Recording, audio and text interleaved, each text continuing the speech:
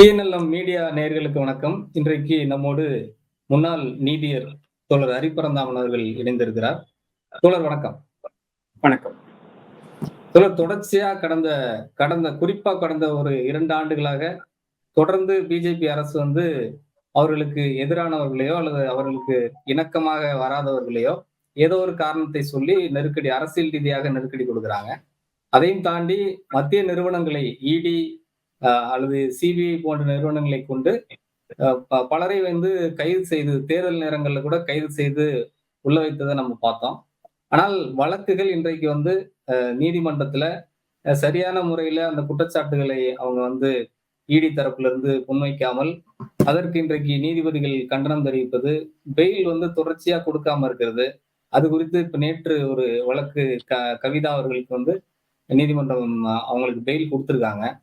இந்த குறிப்பிட்ட இந்த வழக்குகள் இடி சம்பந்தமான இந்த வழக்குகள் தொடர்ச்சியா நடைபெற்று வருவது, அதனுடைய வாதி பிரதிவாதங்கள் நடப்பதெல்லாம் நம்ம என்னவா புரிஞ்சுக்கிறது, தொடர்ந்து இந்த மத்திய நிறுவனங்கள் மீது மக்கள்கிட்ட ஒரு நம்பிக்கை இல்லாத தன்மையும் இருக்கு.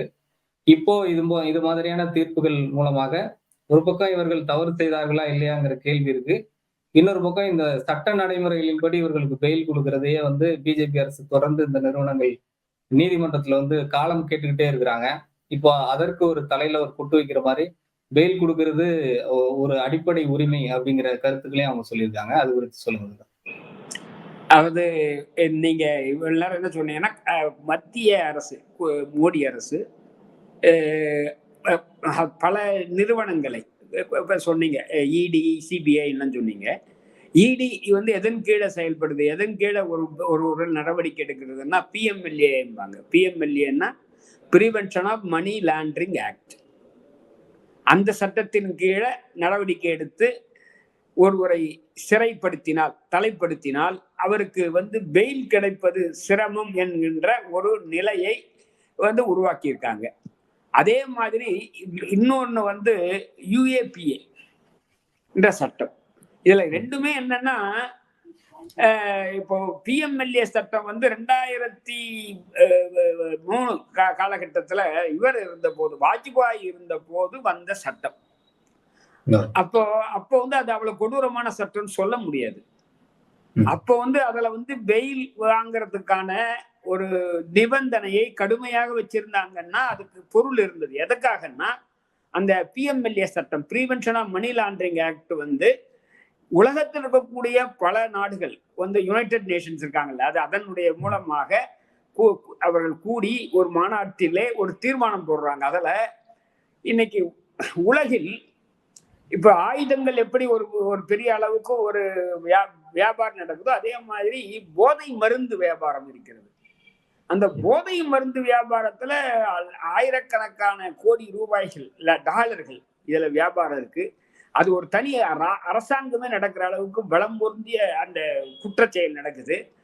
அதை கட்டுப்படுத்தணும். அது மனித சமூகத்தினுடைய நலனுக்காகன்றதுதான் அந்த உலக நாடுகளுடைய மாநாட்டினுடைய ஒரு தீர்மானம். அதை ஒட்டிதான் இந்த பாராளுமன்றத்துல அப்ப சட்டம் வந்தது வாஜ்பாய் காலத்துல. அதை தவிர எதுவுமே கிடையாது. இப்ப கூட உங்களுக்கு தெரியும், கஞ்சா மாதிரியானது. கஞ்சா அதுல ஒரு பொருள் தான், அது இல்லாம கூட மருந்து, போதை மருந்து. இதை சம்பந்தமான குற்றச்செயலில் ஈடுபடுபவர்களுக்கு தான் அந்த சட்டத்தினுடைய முதலா கொண்டு வந்தது. அத 2004 வாஜ்பாய் அரசு போனதுக்கு அப்புறம் வந்த மன்மோகன் சிங் அரசு 10 ஆண்டுகள்ல பல திருத்தங்கள் செய்து அதை கூர்மையாக்கிச்சு. இந்த பிஎம்எல்ஏ சட்டத்தை அதை மேலும் கூர்மையாக்கினார்கள் பாஜக. அதான் அடிப்படை. அதை மேலும் கூர்மையாக்கினார்கள் பாஜக. கூர்மையாக்கி இப்ப அந்த சட்டம் போதைப் பொருள் மட்டும் இல்ல, எல்லாத்துக்கும் கண்டக்டர் டிரைவருக்கு காசு வாங்கிட்டு வேலை கொடுத்தாரு அப்படின்ட்டு பிரிவென்ஷன் ஆஃப் கரப்ஷன் ஆக்ட்ல நடவடிக்கை எடுக்கிறதுல நமக்கு ஆட்சேபணம் இல்லை. ஊழல் தடுப்பு சட்டத்தின் கீழே செந்தில் பாலாஜி பேர் நடவடிக்கை எடுக்கிறது ஆட்சேபணம் இல்லை. என்ன கேட்டா, இந்த பிஎம்எல்ஏ ஆக்டின் கீழே எடுக்கிறது நோக்கம் என்னன்னா அவருக்கு பெயில் கிடைக்க கூடாதுன்றது, மற்றபடி ஒண்ணும் இல்லை. அதான் இதை புரிஞ்சுக்கிறதுக்காக. அப்போ இந்த மாதிரி திருத்தங்கள்லாம் வந்த உடனே, இந்த அரசு செஞ்ச உடனே உச்ச நீதிமன்றம் முதல்ல ஒரு சொல்லுது, நீ அந்த நோக்கத்துக்காக எப்போ அது போதைப் பொருளை தாண்டி எல்லா குற்றங்களும் கொண்டு வந்தேன்னா பெயில நாங்க பழைய ஒரு வழக்கமான ஒரு சொல்லடை உண்டு. என்னன்னா, fail is the rule, jail is exception. அதுதான் இவர் சொல்லியிருக்காரு. பெயில் என்பது எந்த குற்றவாளிக்கும், ஏன்னா குற்றம் நிரூபிப்பதற்கு முன்னால் பெயில் என்பது வந்து உறுதியாக கிடைக்கும். ஜெயில் என்பது ரொம்ப எக்ஸெப்ஷன், அதாவது விதிவிலக்காகத்தான் பெயில் மறுக்கப்படும் அப்படி வழக்கும் போது. வழக்கு நடத்தி முடிச்ச உடனே தண்டனையான பிற்பாடு வேற.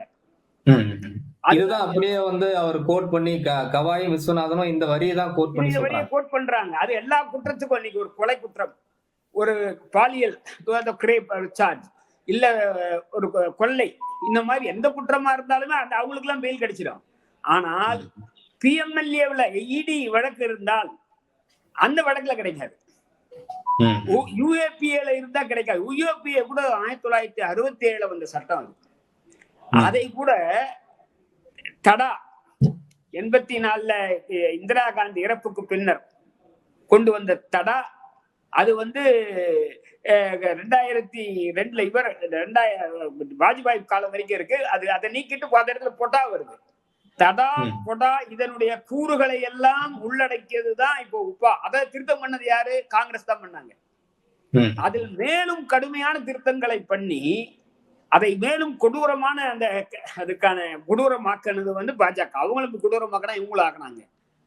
இது 2008 இந்த மும்பையில நடந்த தாக்குதல் இருக்கு பாருங்க, பயங்கரவாத தாக்குதல். அதை பயன்படுத்தி உப்பாவையும் என்ஐஏவை அமைச்சதும் காங்கிரஸ் தான். தேசிய முகமை என்று மாநிலங்களுக்கு இருக்கக்கூடிய காவல்துறை அதிகாரங்களை பறித்ததும் காங்கிரஸ் தான். அப்போ அதை வந்து இப்ப இவங்க இன்னும் கொஞ்சம் கூடுதலாக்கிட்டாங்க. அது தெரியாம தான். அதாவது இன்னைக்கு வந்து இப்போ நம்ம தமிழ்நாட்டிலயோ கேரளாவிலயோ வந்து இப்போ சமீபத்துல PFI இருக்கே, இஸ்லாமியர் அந்த ஆர்கன் தடை செய்யப்பட்ட அமைப்பை கைது செய்த போது ஸ்டாலினுக்கும் தெரியாது, பினராயி விஜயனுக்கும் தெரியாது. அப்படின்ற நிலைமையை உண்டாக்கியது. ஏன்னா அரசமைப்பு சட்டத்துல காவல் போலீஸ்ன்றது வந்து குற்றம் சம்பந்தமா நடவடிக்கை எடுக்கக்கூடிய அதிகாரங்கள் வந்து மாநிலத்துக்கு தான். இந்த ராணுவம் சம்பந்தமான டிஃபென்ஸ் தான் அவங்களுக்கு, ஒன்றிய அரசுக்கு. இப்போ அதனால இதுல இப்ப காவல்துறை சம்பந்தமான அதிகாரங்களும் இப்ப அவங்க கையில் எடுத்துக்கிட்டாங்க. அதுக்கு வந்து வழி காண்பித்தவர்கள் காங்கிரஸ்காரர்கள். அதை வந்து அந்த வழியை வந்து மேலும் கொடுமையாக்கி கொடுக்க முடியாது பண்ணி உச்ச நீதிமன்றம் அதுல அவங்களுக்கு பெயில் வந்து இஸ் அ ரூல் அப்படின்ட்டாங்க. Jail exception. இந்த யுஏபிஏவிலையும் பிஎம்எல்ஏ வந்து பெயில் கிடையாதுன்ட்டு. அதனாலதான் பீமா குர்கான் வழக்குல தலைப்படுத்தப்பட்டவர்களுக்கு இன்னும் ஜெயில இருக்காங்க. உமர் காலித் ஜெயில இருக்காங்க. பலர் இந்த மாதிரிலாம் இருக்காங்க. சிஐஏ போராட்டத்தில் இருக்கவங்க எல்லாம் இருக்காங்க. இப்போது வந்து அதுல ஒரு தளர்வு ஏற்பட்டிருக்கு. ஆனால் 2 முக்கியமான வழக்குகளை சொல்லணும்.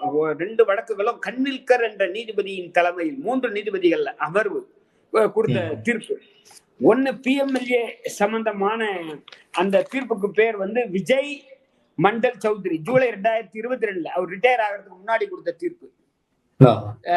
கன்வில்கர் என்றவர், அவர் மகாராஷ்டிரத்தை சேர்ந்தவர். கன்வில்கர் கர் அப்படின்னாலே அவங்க மகாராஷ்டிரத்தை சேர்ந்தவங்க கிட்டத்தட்ட வச்சுக்கலாம். ஆமா, அதுக்கு 3 நீதிபதிகள் தீர்ப்பு. அதுல வந்துதான் பெயில் வந்து கிடையாது அப்படின்றத சொல்றாங்க.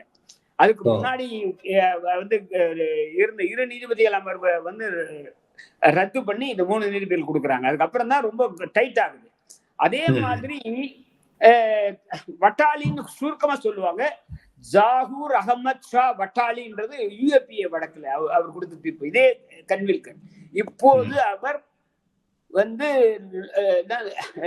இந்த லோக்பாலுடைய சேர்மன்.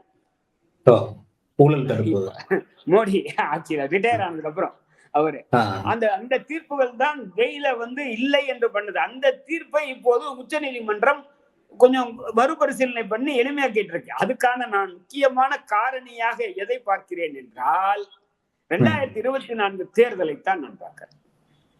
2000 என்னடா அதுக்கு என்ன சம்மந்தம் இருக்கிறது. இன்னைக்கு பாத்தீங்கன்னா மோடி வந்து லேட்டரல் என்ட்ரின்றத உடனே வித்ட்ரா பண்றாரு. அதாவது இடஒதுக்கீட்டு லேட்டரல் என்ட்ரி அப்படின்னா என்னன்னா நேரடியாக பொது மார்க்கெட்ல இருந்து எடுத்துக்கிறது. அவங்க வேண்டியவங்க ரிசர்வேஷனே கிடையாது. இப்போ ஐஏஎஸ் ஆபீசரா 20 வருஷம் இருந்ததுக்கு அப்புறம் தான் ஜாயின்ட் செக்ரட்டரி ஆவாரு. ரிட்டையர் ஆகிறப்ப ஜாயின்ட் செக்ரட்டரி ஆவாரு, ரிட்டையர் செக்ரட்டரி ஆவாரு. நேரடியா ஜாயின்ட் செக்ரட்டரிக்கு எடுக்கிறது. அதை உடனே வித்ட்ரா பண்றாரு. அதே மாதிரி இப்போ இதை வந்து இதுக்கு அனுப்புறாரு, பார்லிமெண்ட் இதுக்கு. ஏன்னா இதே சிஏஏ சட்டம் வந்த போதும் இல்லையா, குடியுரிமை திருத்த சட்டம் வந்த போதும், ஆர்டிகல் 370 காஷ்மீருடைய சிறப்பு அந்தஸ்து பறிக்கப்பட்ட போதும் மின்னல் வேகத்துல அன்னைக்கு எல்லாத்தையும் பண்ணி முடிச்சுட்டு போனாரு. ஆனால் இன்னைக்கு வந்து இல்ல. அதே மாதிரி இப்ப வந்து பென்ஷன் இன்னைக்கு யூனிஃபைட் ஒருங்கிணைந்த, அது வந்து பழைய பென்ஷன் திட்டம் இல்லாட்டாலும் என்பிஎஸ் அவரு நீக்கிட்டாரு. வாஜ்பாய் கொண்டு வந்த, வாஜ்பாய் தான் பழைய பென்ஷன் நீக்கியவர், இதே பாஜக அரசு தான் நீக்கியது, அதையும் கொண்டு வராங்க. எனவே இதை வந்து இன்னைக்கு இது வந்து எல்லா அமைப்புகளுக்கும் ஒரு இந்த மத்தியிலே வந்து ஒரு பலம், ஓரளவு பலம் குன்றிய அரசாக இருக்குமானால் எல்லா நிறுவனங்களும் சிறப்பாக செயல்படும் என கேட்டா. அதில் நீதித்துறையும் விதிவிலக்கல்ல என் கருத்து. இப்ப எல்லா அமைப்பும், தேர்தல் ஆணையம் எல்லாமே ஒப்பீட்டளவில் இப்ப கூட அவங்க முழுக்க நான் அப்படி சொல்ல, இந்த அரசு இருக்கு பாருங்க, அதற்கான ஒரு அழுத்தங்கள் எப்போதும் இருக்கும். அந்த அழுத்தம் வந்து கொஞ்சம் பலகீனமாக இருந்தால் இந்த அமைப்புகள் சிறப்பாக செயல்படும். அதுக்கு நல்ல உதாரணம் அவசர நிலை காலம். அவசர நிலை காலத்துல உச்ச நீதிமன்றம் மக்களினுடைய உரிமைகளை காப்பதற்கு தயாராக இல்லை. ஆனால் அவசர நிலை போய் ஜனதா ஆட்சி வந்த போது உச்ச நீதிமன்றத்தினுடைய மிக சிறப்பான தீர்ப்புகள்லாம் வந்தது. அதாவது மனித உயிர் வாழும் உரிமையை வந்து ரத்து பண்ணது சரிதான் என்று சொன்ன பி என் பகவதி அவர்கள் அதுக்கு அடுத்து எமர்ஜென்சி நீக்கணும்னு இந்த சிவில் உரிமைகளுக்கான பெரிய ஹீரோ ஆயிட்டார். ஏன்னா பலகீனமான அரசு. அதுதான் நான் என்ன நினைக்கிறேன்னா, அதே மாதிரி இப்போ வந்து ஒப்பீட்டளவிலே இப்ப மோடி வந்து ஒரு பலகீனமாக இருப்பதால் 2024 அதுல இப்ப கூட இந்த 240 சீட்டு வந்ததே கூட பெரிய ஐயங்களை இப்ப கலப்பப்பட்டிருக்கிறது. ஆந்திராவிலே வந்து அவங்க எவ்வளவு அங்க இருக்கக்கூடிய வாக்குகள் வந்து மிக அதிக அளவுல வாக்கு. இப்போ என்ன இந்த போலிங் பூத்துல 1000 வாக்குன்னா கவுண்ட் பண்ண 1500 வாக்கு இருக்கு அப்படின்றாங்க. மொத்தமா வந்து 5 கோடி வாக்குகள் இருக்கு. இந்த 5 கோடி வாக்குகள் வித்தியாசம் இருக்குன்னு சொல்றாங்க, மொத்தமா இருக்குன்றாங்க. இப்படி எல்லாம் இருந்தாலும் இந்த தேர்தல்ல வந்து இந்த ஹசீனா தேர்தல் மாதிரி கிட்டத்தட்ட அப்படி ஒரு சந்தேகங்கள் எழுப்பப்பட்டாலும், ஹசீனா என்று சொல்வது பங்களாதேசத்து ஹசீனா துரத்தப்பட்டார் அந்த மாதிரியான என்று சொன்னாலும் கடைசியா அவங்களுக்கு வந்து தனிப்பட்ட மெஜாரிட்டி கிடைக்காதனால இப்போது கொஞ்சம் சுதந்திரமாக ஜனநாயகம் மூச்சு விடுகிறது. அதனுடைய வெளிப்பாடுகள் தான் மணிஷ் சிசோடியா கிட்டத்தட்ட 1.5 ஆண்டுகளுக்கு பொறுத்து வெளியே வந்தது. அதே வழக்கில் குற்றம் சாட்டப்பட்ட கவிதா சந்திரசேகர் ராவ், ஆந்திரா தெலுங்கானாவினுடைய முன்னாள் முதல்வருடைய மகள், அதே வழக்கு தான். அதுல வந்து புதன்கிழமை என்று விடுவிக்கப்பட்டார். இன்று செவ்வாய்க்கிழமை விடுவிக்கப்பட்ட புதன்கிழமை பத்திரிகையில் வந்தது. புதன்கிழமை அன்று சோரன், ஜார்க்கண்ட் முதல்வருடன் குற்றம் சாட்டப்பட்ட ரமேஷ், அவருக்கு வந்து புதன்கிழமை நேற்று கொடுத்திருக்காங்க. சிசோடியா, கவிதா, சோரன் என்ற வழக்குகள் எல்லாம் கொடுத்த உச்ச நீதிமன்றம் இதை நான் சொன்ன மாதிரி fail is a rule, jail is an exception. அதாவது பெயில் என்பது உறுதியாகவும் அதை மறுப்பது என்பது விதிவிலக்காகவும் இருக்கும் என்பதை சுட்டி காண்பித்திருக்கிறது. அது மட்டும் அல்லாமல் இந்த கவிதா வழக்கில் மிக கடுமையான தன்னுடைய கருத்துக்களை அவர்கள் பதிவு செய்திருக்கிறார்கள். என்னன்னா, கவிதாவை போலவே அது முதல்ல அந்த வழக்கே என்னன்னா, உங்களுக்கு தெரியும், நம்ம ஊர்ல கூட முதல்ல இங்க டாஸ்மாக்கு முன்னாடி தனியார் கிட்ட இருந்து, தனியார் கிட்டதான் வருது, தனியார் கிட்ட இருந்து அரசாங்கம் எடுத்துக்குது. அதுல வந்து பாலிசி மாறுது. அடுத்த நாளைக்கு இந்த அரசு முடிவு பண்ணி வேண்டாம், அரசாங்கம் வேண்டாம், தனியார் கிட்ட கொடுக்கலான்னு முடிவு பண்ணலாம். இந்த லிக்வர் பாலிசி சம்பந்தமான ஒரு கொள்கை முடிவுக்காகத்தான் இந்த வழக்கு. யார் சிசோடியா இருக்கிறதும் சரி, இப்போது அரவிந்த் கெஜ்ரிவால் இருப்பதும் சரி, அந்த வழக்கிலே சம்பந்தப்பட்டதான் கவிதாவும் வராங்க. அதாவது லிக்வர் வியாபாரம் சம்பந்தமாக ஏதோ. அதுல உச்ச நீதிமன்றம் என்ன கேள்வி கேட்குதுன்னா, 25 கோடி ரூபாய் ஆடிட்டர் புச்சி பாபு வாங்கினாரு இதே வழக்கு சம்பந்தமாக. அது எல்லா அறிக்கைகளும் ஒத்துக்குது. ஏன் புச்சி பாபுவை ஒரு குற்றவாளியாக சேர்க்கவில்லைன்னு கேட்கிறாங்க. அவங்க வந்து அப்ரூவல் ஆயிட்டாங்க. அவங்க ஒரு சில அது இல்லாமலே அது அப்ரூவல் ஆகிறது வேற. அது இல்லாம அது இல்லாமல் அது வேற. இல்ல இது வேற. நீங்க அதையும் சொல்றேன். மாகுந்த ரெட்டி அப்படின்றவரு அவர் வந்து லிக்வர் வியாபாரி, பெரிய லிக்வர் பேரன். இப்ப நம்ம ஊர்ல அந்த காலத்துல சொல்லுவாங்க, இப்ப இல்ல அவர் உடையார் இல்ல, அவர் தான் பெரிய சாராய வியாபாரி அந்த காலத்துல சொல்லுவாங்க. நமக்கே தெரியாது, எனக்கு அவ்வளவு விவரங்கள் தெரியாது. கிட்டத்தட்ட அந்த லிக்வர் சம்பந்தமான காலங்கள்ல எம்ஜிஆர் 80ஸ்ல நம்ம சொல்லுவாங்க. அப்போ அந்த அப்படி ஒரு விருது மகுந்த ரெட்டி. அந்த மகுந்த ரெட்டிய எப்படி கவிதா என்ன பண்ணாங்களோ அதேதான் மகுந்த ரெட்டி பண்றார். ஆனால் மகுந்த ரெட்டி சாட்சியாக சேர்க்கப்பட்டிருக்கிறார், குற்றவாளியாக அல்ல.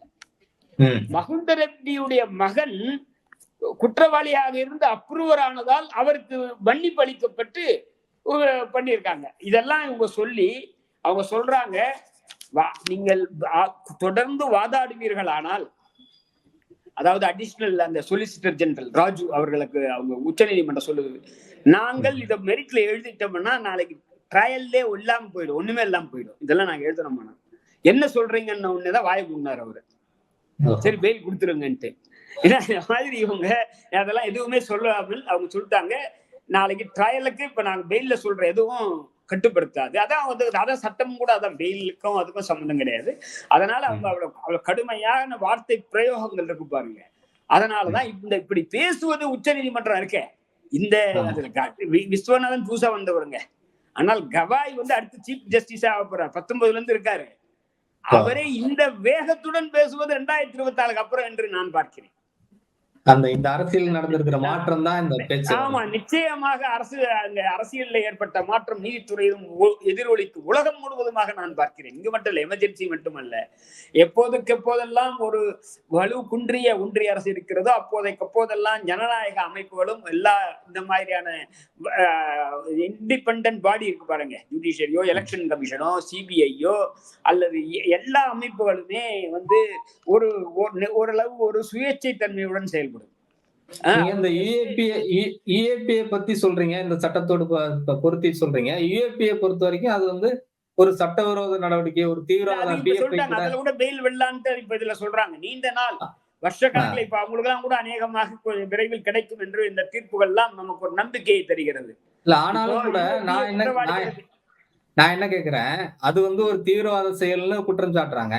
ஆனா இதுல வந்து ஒரு ஹை ப்ரொஃபைல் கேஸ், ஒரு அமைச்சரா இருக்கிறவங்க, ஒரு முன்னாள் முதல்வரா இருக்கிறவங்க, இந்த மாதிரி ஆட்களை பெயிலே இல்லாம உள்ள வைக்கிறது, திரும்ப திரும்ப நேரம் கேட்பது அப்படிங்கிறது, தள்ளி தள்ளி போடுறதுங்கிறதெல்லாம் வந்து இந்த சட்ட வரையறையை தாண்டி ஒரு எதிர்கட்சி அந்த கட்சியினுடைய ஒரு வெஞ்சன்ஸ் மாதிரி தெரியலையா? இல்லைங்க, நான் இதுல சுருக்கமா ஒரே வார்த்தையில சொல்லிடுறேங்க. அதாவது இந்த அரசுக்கு பிடிக்காதவர்களை 2 வகையாக பிரிக்கலாம். ஒன்று, செந்தில் பாலாஜி போல, கவிதா போல, அரவிந்த் கெஜ்ரிவால் போல, சிசோடியா போல அரசிலே ஒரு முக்கியமான பதவியிலே இருக்கக்கூடியவர்கள். அவர்கள் வந்து நிச்சயமாக பணம் சம்பந்தமாக செல்வாக்கு இருக்கும். அந்த பணம் சம்பந்தமாக செல்வாக்கு இருக்கக்கூடியவங்களை எங்கேயாச்சும் தேடி எங்கன்னா கண்டுபிடிச்சு இடி மூலமாக பிஎம்எல்ஏவை போட்டு பெயில விட்டு வராம பண்றது. நாளைக்கு பகீரனையும் தியாகவும் பிடிக்கிறதுனா யுஏபிஏவை போடுறது, ஸ்டான்சாமியை போடுறதுன்னா யுஏபிஏல போடுறது. இதுதான் இவர்களுடைய உத்தியாக இருக்கு. பிடிக்காதவர்கள் யாராக இருந்தாலும் குரல் வலையை நெரிப்பதாக இருக்கிறது. இந்த 2த்துலயுமே இப்போது உச்ச நீதிமன்றம் பெயில் வந்து ரூல், ஏன்னா குற்றம் தான் சாட்டப்பட்டிருக்கு. நீங்க வந்து தீவிரவாத செயல் பண்ணார் என்று குற்றம் தான் சாட்டப்பட்டிருக்கு. ஆனால் அது நிரூபிக்கப்படல. அதுலயே கூட விதிவிலக்காக சில தீவிரவாத செயல்கள் வந்து நேரடியாகவே நமக்கே தெரியும், மக்கள் உட்படவே நீங்களும் நானுமே கூட ஒத்துக்க மாட்டோம். இப்ப மும்பையில ஒரு 100க்கும் மேற்பட்டவர்களை கொன்ற அவரை வந்து உடனே பெயில் கூட யாருமே கேட்க மாட்டாங்க. அது இல்லாத சாதாரண எல்லாருமே யுஏபிஏல போட்டு உள்ள வச்சு, உமர் காலிடும் யுஏபிஏ தான்.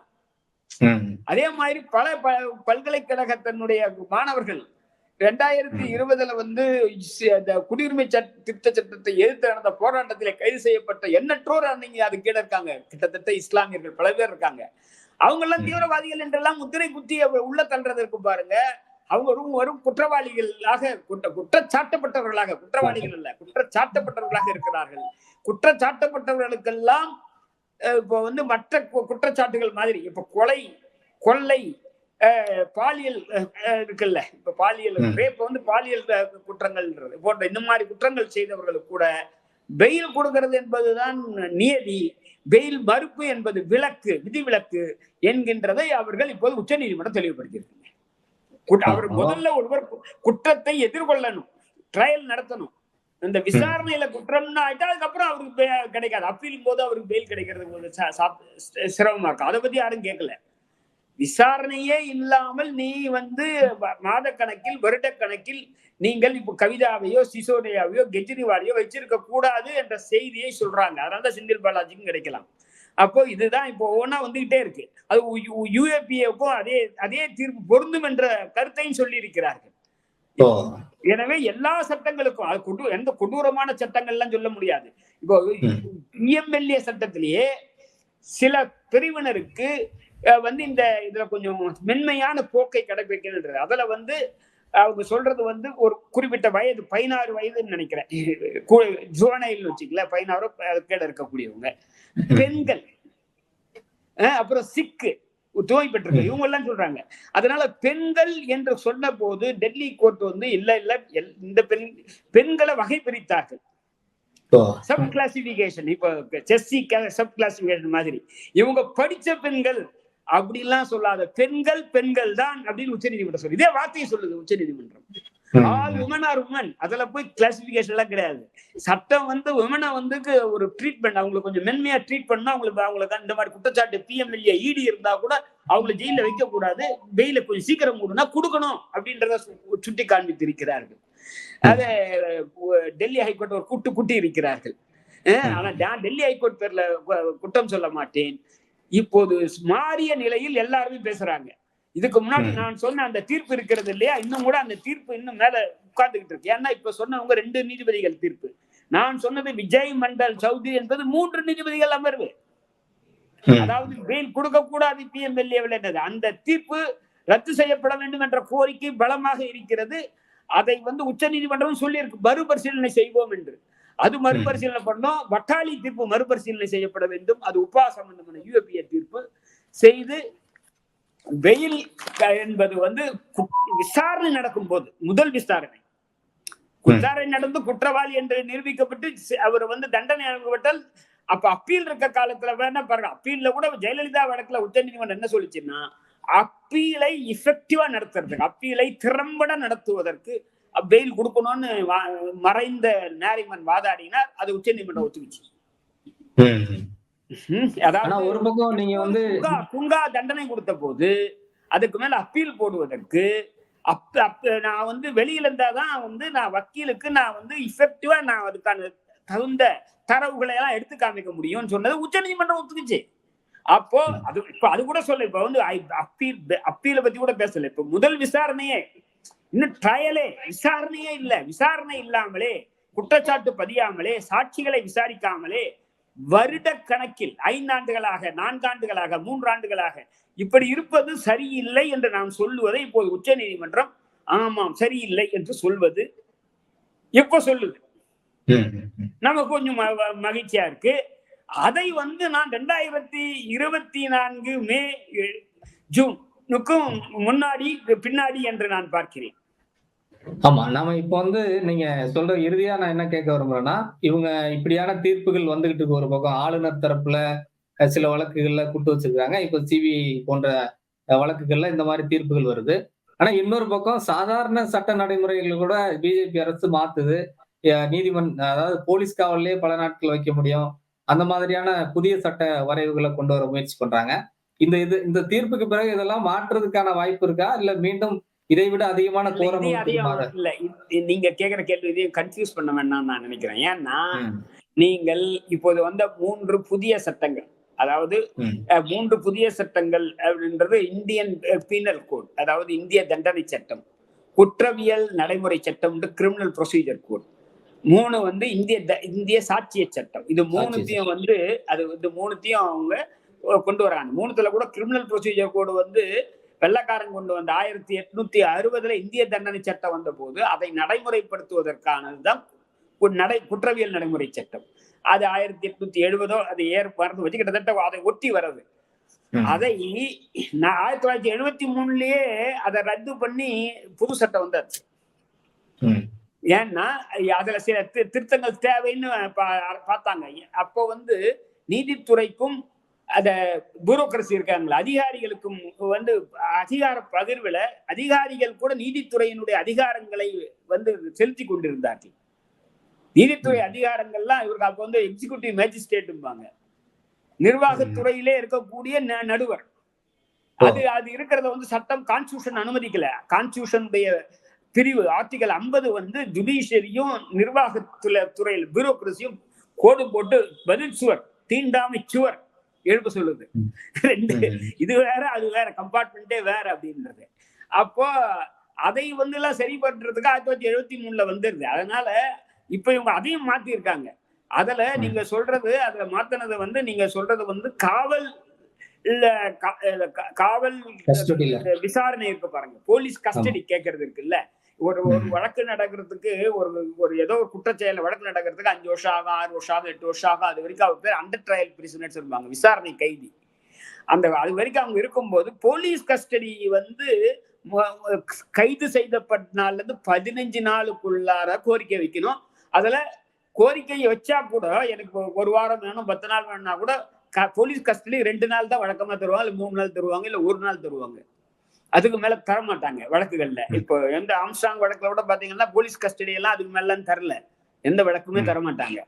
ஆனால் அதை கேட்கறத வந்து 15 நாளுக்குள்ளதான் கேட்டாகணும். 15 நாளுக்கு மேல கேட்க கூட முடியாது. அதிகபட்சம் 15 நாள் வரைக்கும் தரலாம். எங்கேயும் இடத்துலயுமே கிட்டத்தட்ட 15 நாள் கொடுத்ததே இருக்காது. ஆனால் இப்போ 90 நாள் வரையில அதை கேட்கலாம். இப்ப எடுத்து விசாரிச்சுட்டு ஒரு மாசம் பொறுத்து மீண்டும் கேட்கலாம் போலீஸ் விசாரணைக்கு. போலீஸ் விசாரணை என்பது மீதி நாள்லாம் எங்க இருக்காங்கன்னா அவங்க வந்து ஜெயில இருப்பாங்க. ஜெயில் வந்து போலீஸோட கண்ட்ரோல் கிடையாது. அது வந்து ஜுடிஷியல் கஸ்டடி என்பார்கள். அது வந்து அங்கேயும் கொடுமைகள் எல்லாம் நடக்கும், அது வேற. ஆனால் காவல்துறையின் கீழே கலாக்கப்ல இருக்கக்கூடிய மரணங்கள் அளவுக்கு அங்க இருக்காது. இதை ஒப்பிடொக்கில் சொல்றோம். ஜெயில இருக்கக்கூடிய கொடுமைகளுக்கு அங்க விசாரணை கைதிகள் இருப்பாங்க, தண்டனை கைதிகளும் இருப்பார்கள். எனவே இந்த விசாரணையின் போது போலீஸ் காவல் இருக்கிறத கன்ஃபியூஸ் பண்ணிக்க வேண்டாம். அது வேறு இது வேறு. அது அந்த கிரிமினல் ப்ரொசீஜர் கோட்ல அதுக்கான ஏற்பாடை இப்ப பண்ணிருக்காங்க. புது சட்டத்தில் 90 நாள் வரைக்கும் பண்றாங்க. அதை வந்து விமர்சனத்துக்கு உள்ளாகுது. அதை தப்புன்னு சொல்றோம். அதெல்லாம் பண்ணுவாங்களா இல்லையா? எனக்கு அதுக்கான வாய்ப்பு குறைச்சல் நான் கருதுறேன். அதுக்கான ஏன்னா வந்ததை வந்து திருப்பறதை வந்து 73 வந்த மாதிரி பல சட்டங்கள் வந்துகிட்டே இருக்கு. அதனால அதல்ல இது இப்ப நம்ம சொல்றது வந்து பிஎம்எல்ஏ சட்டம் இருக்கு, அது கூட போயிட போறதில்ல. அதை உபயோகப்படுத்திக்கிட்டு இந்த தீர்ப்பை வந்து நமக்கு ஒரு முன்னேற்றமாவே பார்க்கலாம். அவ்வளவுதான். என்ன பார்க்கலாம்னா இதுக்கு முன்னாடி வரைக்கும் இப்ப செந்தில் பாலாஜிக்கு பெயில் கிடையாதுப்பா, அவ்வளவுதான் அவரு அப்படின்றதுக்கு மேல இல்ல கிடைக்கிறதுக்கு வாய்ப்பு இருக்கு. இப்ப உமர் காலித்துக்கு கிடைக்கிறதுக்கு வாய்ப்பு இருக்கு. பீமா பூர்கான் வழக்குல குற்றம் சாட்டப்பட்டவர்களுக்கு கொஞ்சம் பேர் இருக்காங்க, கொஞ்சம் பேர் வந்துட்டாங்க. சுதா பரத்வாஜ் அவங்க வரராவ், அதுக்கப்புறம் அந்த ஆனந்த் செம்துல்டே எல்லாம் வந்துட்டாங்க. ஆனால் இன்னும் ஒரு சிலர் இருக்காங்க. அவங்க எல்லாம் வருவதற்கான வாய்ப்பு இப்போது கூடுதலாக பிரகாசமாக இருப்பதாக பார்க்கிறோம். இப்ப அந்த தொடர் தீர்ப்புகள்ல யுஏபிஏவாகட்டும் பிஎம்எல்ஏவாகட்டும் அதான் இடி ஆகட்டும் அது எதுவா இருந்தாலும் எல்லா வழக்குகளிலும் ஜெயில் இஸ் எக்ஸெப்ஷன் அப்படின்றோம், வெயில் தான் ரூல். ஏன்னா அவன் குற்றச்சாட்டை எதிர்கொண்டுதான் இருக்கிறானே தவிர அவன் குற்றவாளி அல்ல. குற்றம் நிரூபிக்கப்பட்ட பின்னர் தான். இப்ப சப்போஸ் இந்த வழக்கெல்லாம் நடந்து 5 வருஷம் நடக்குது, 5 வருஷம் இறுதியில் குற்றம் நிரூபிக்கப்படலன்னா 5 ஆண்டு சிறையில் இருந்ததற்கு மனித உரிமை மீறப்பட்டதற்கு யார் பொறுப்பு? ஏன்னா இதெல்லாம் இந்த கன்விக்ஷன் எல்லாம் 1% 2% தான் கன்விக்ஷன் ரேட்டு. இதுல 100 வழக்கு போட்டா 1 வழக்கோ 2 வழக்கோ தான் கன்விக்ட் ஆகுது. எனவே இவைகளை வந்து இன்னைக்கு உச்ச நீதிமன்றம் கணக்கில் கொண்டு இப்போது பேசுவதற்கு பின்னால் இருக்கக்கூடிய அரசியலையும் உங்களுக்கு நான் சொல்லிட்டேன். 2024 ஜூன் அப்புறம் நடந்த அரசியல் மாற்றங்களுக்கும் இங்கே ஜனநாயகம் சம்பந்தமான உரிமைகள் இருக்கு. அதுக்கும் ஏன்னா பீகாருக்கு 65,000 கோடி கிடைக்கிறது, ஆந்திராவுக்கு 50,000 கோடி கிடைக்கிறது, தமிழ். எனவே அது மாதிரியான செய்திகள்லாம் என்னன்னா இப்ப மோடிக்கு ஒரு நிர்பந்தத்தில் இருக்கிறார், அவர் இப்போது தனித்தெல்லாம் செயல்பட முடியாது என்கின்ற ஒரு அரசியல் நிலைமையும் இந்த மாதிரியான.